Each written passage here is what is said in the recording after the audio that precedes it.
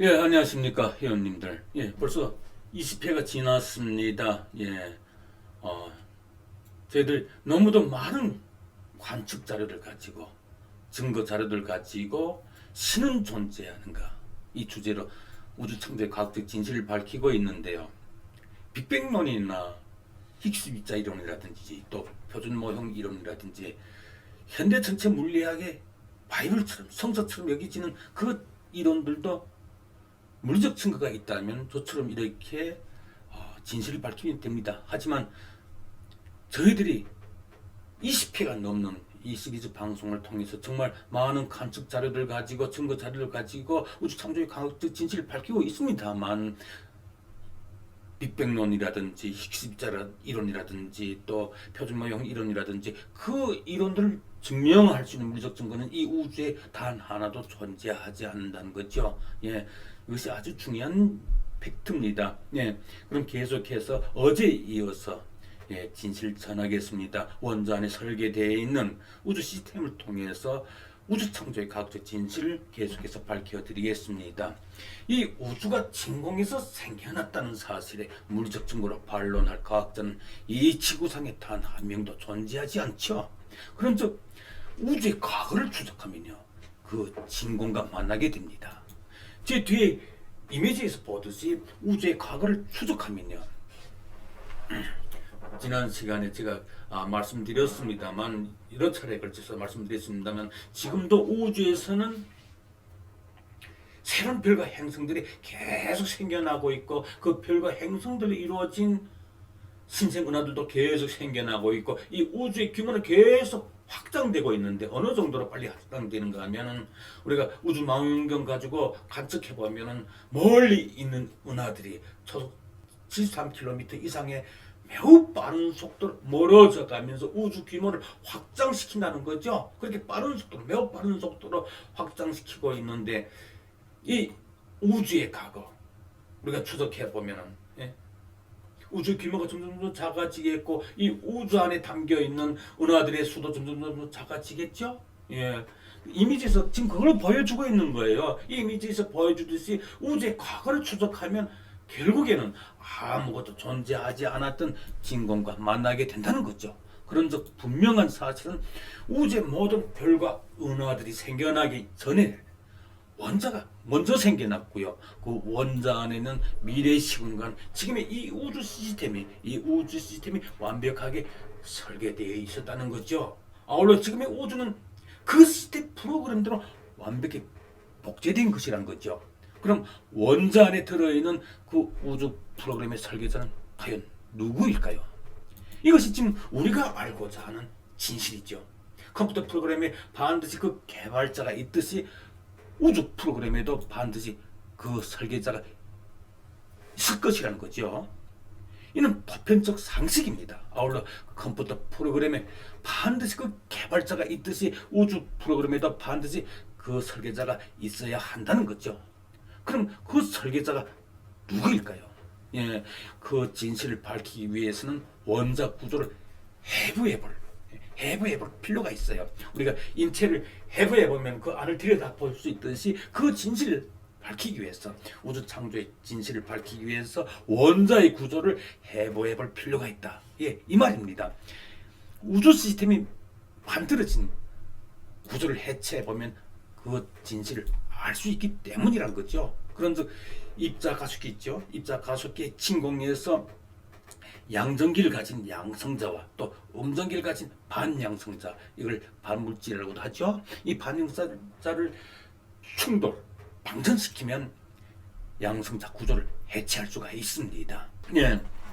지금 제 뒤에 보이는 이 이미지는 한 개의 양성자가 붕괴되는 과정을 상징적으로 보여주고 있습니다. 이처럼 한 개의 양성자는 세 개의 쿼크 입자들로 해체가 되고 또 세 개의 쿼크는 1836개의 전자들로 해체되고 한 개의 전자는 10억 개 정도의 중성미자들로 해체되고 이 중성미자는 광자들로 해체되고 광자는 진공 입자들로 해체되면서 진공 속으로 사라지게 되죠.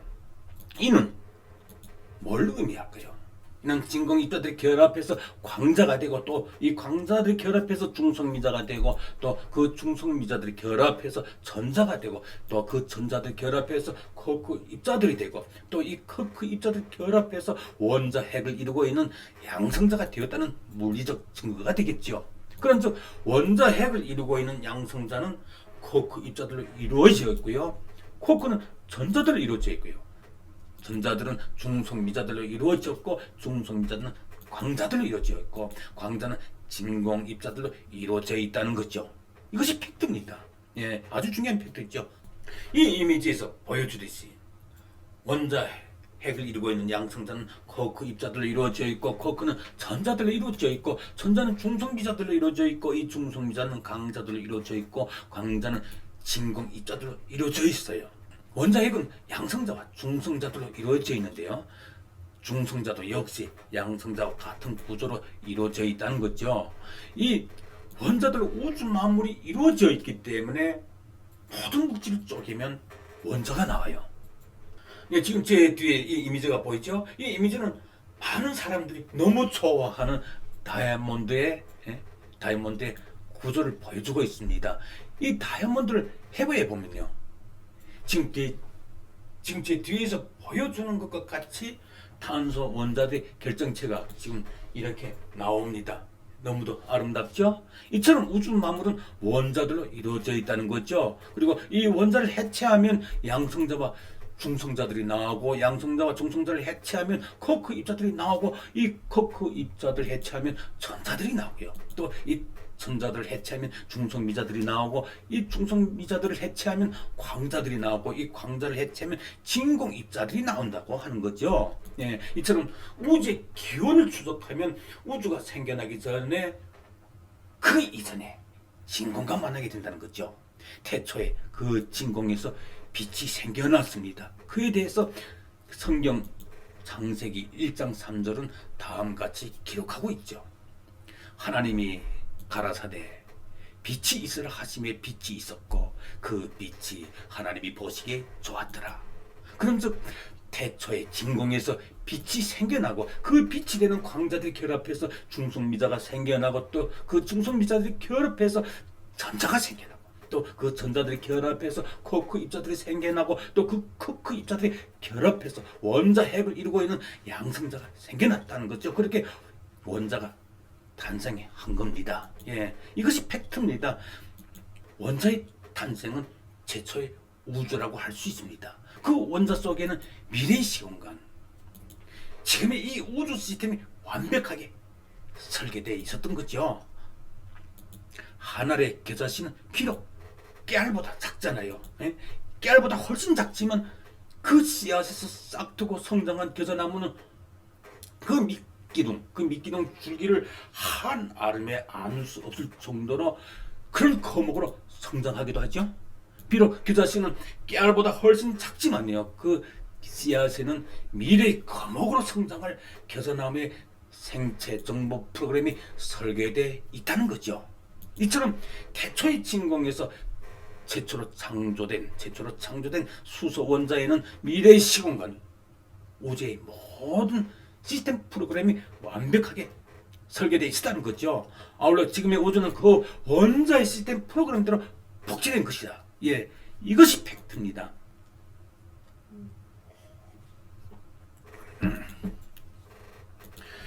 지금 제 뒤에 이 이미지에서 보여주는 것과 같이 작은 씨앗에서, 예, 지금 보여주는 것 같이 이 작은 씨앗에서 싹두고 성장한 겨자나무와 또 여기에 보이는 수소 원자에서부터 시작된 우주의 형성 과정을 지금 상징적으로 보여주고 있는데요. 제 지금 뒤에 이미지에서 이 원자의 궤도를 돌고 있는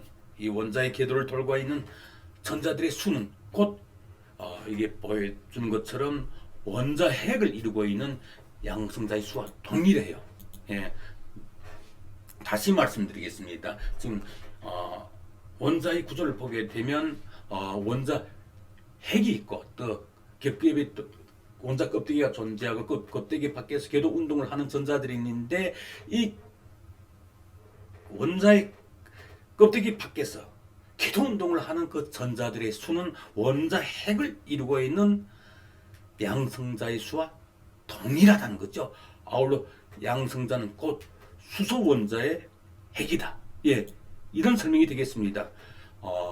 그러니 철 원자의 핵이 26개의 전자들로 이루어졌다고 하는 것은 곧 수소 원자가 26번 결합하면서 더해졌다는 물리적 증거라는 거죠. 두 개의 수소 원자가 결합하면 헬륨이 되듯이 이 세상 모든 만물은 수소 원자들이 결합하여 더해진 결과로 나타난 것이라는 거죠. 즉 이 우주는 최초의 창조물인 수소 원자에 설계된 프로그램대로 완벽하게 복제된 것이다. 예, 이것이 팩트입니다. 이것은 새로운 이론이나 학설이 아니라 현대 우주 과학 기술로 관측이 되고 철저히 검증된 100%의 진실이라는 거죠. 원래 이는 과학적으로 검증되지 않았다고 핑계댈 수 없는, 또 시배할 수도 없는 명백한 사실이라는 거죠.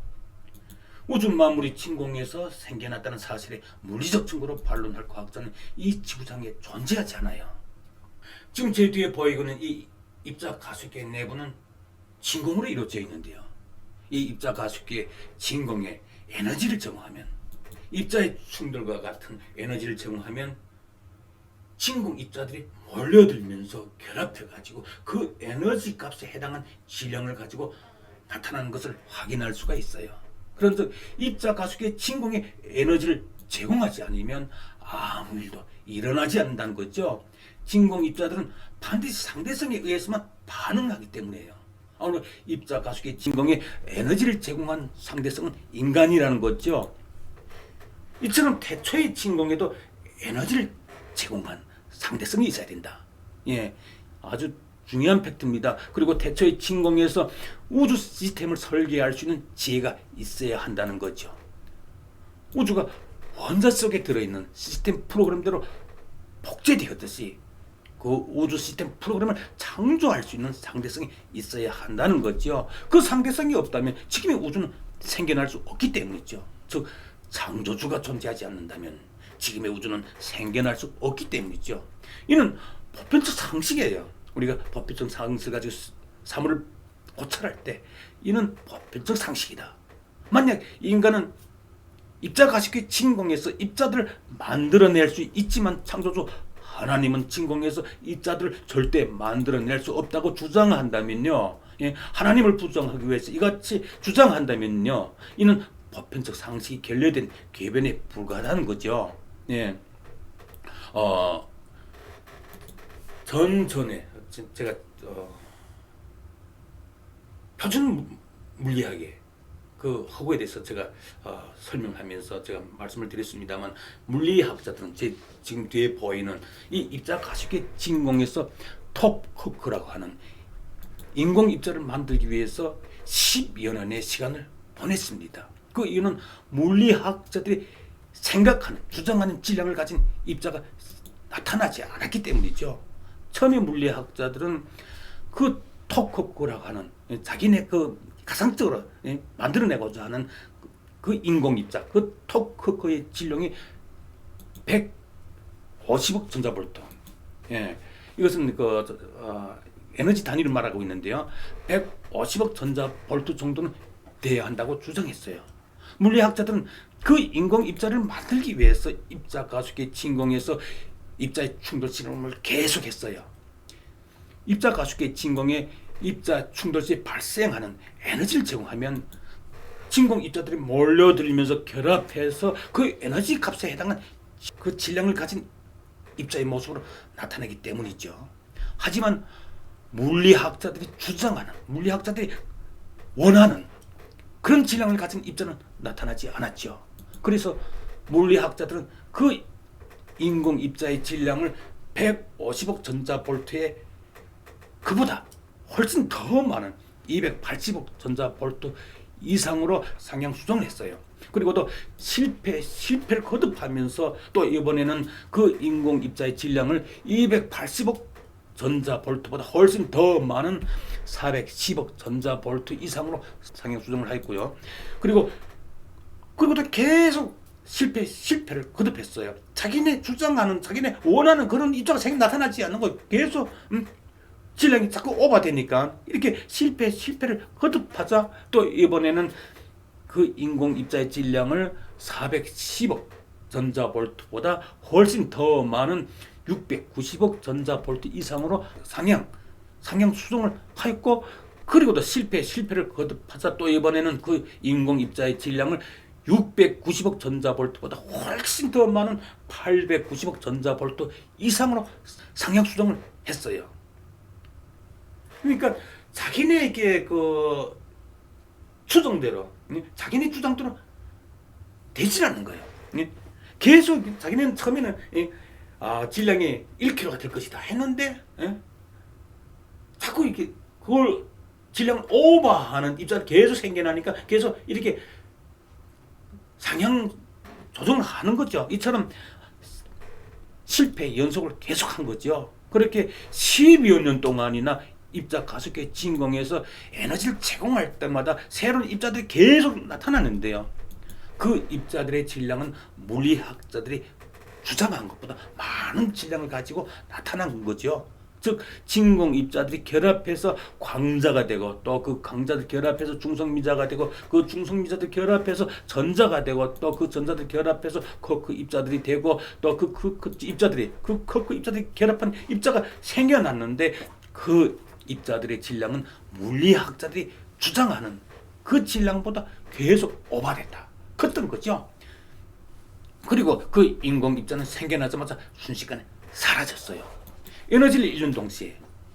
그러니까 제가 말씀드렸습니다만 진공을 이루고 있는 이 원 입자들은 에너지가 있는 곳에 몰려들면서 결합하는 특징이 있는데, 과학자들이 제 뒤에 보이는 입자 가속계 이 진공에서 입자의 충돌과 같은 에너지를 이게 제공했을 때 그 에너지를 아주 순간적인 그 에너지를 얻고 그 에너지 값에 해당한 질량을 가진 입자가 생겨났는데, 그 에너지를 잃는 동시에 도로 해체되면서 다시 진공 입자로 사라진 거죠. 하지만 태초의 진공에서 수소 원자의 진공은 실패가 없었어요. 수소 원자에는 우리 인류가 살고 있는 지구뿐만 아니라 우주의 모든 시스템 프로그램이 완벽하게 설계되어 있지만 그 수소 원자의 생성은 실패가 없었다는 거죠. 그 정도로 수소 원자가 만들어진 창조 프로그램은 아주 복잡하면서도 매우 정교했던 거죠. 그리고 그 수소 원자는 인간들이, 과학자들이 입자 가속기를 통해서 만든 입자들처럼, 인공 입자들처럼 도로 해체되지도 않았어요. 인간들은 透过그 입자를 만들기 위해서 질량 수정을 거듭하면서, 그러면서도 10여 년 동안이나 실패를 거듭했지만 창조주 하나님은 실패가 없으셨던 거죠. 분명한 사실은 우리 애국가에, 대한민국의 애국가에 등장하는 그 하나님이 진공에서 입자들 만들어냈듯이 인간도 진공에서 입자들을 만들어낼 수는 있어요. 즉 인간도 창조의 흉내는 낼 수 있다는 거죠. 하지만 인간이 만든 인공 입자들은 생겨나자마자 순식간 사라지게 되는 거죠. 에너지를 잃자마자 도로 해체되면서 진공 속으로 사라지게 되는 거죠. 그런지 인간이 만든 입자들의 수명은 찰나의 순간에 불과한 거죠.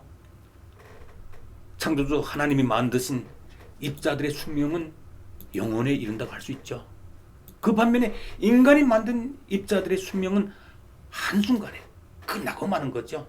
바로 이것이 창조주와 피조물의 차이라고 할 수 있어요.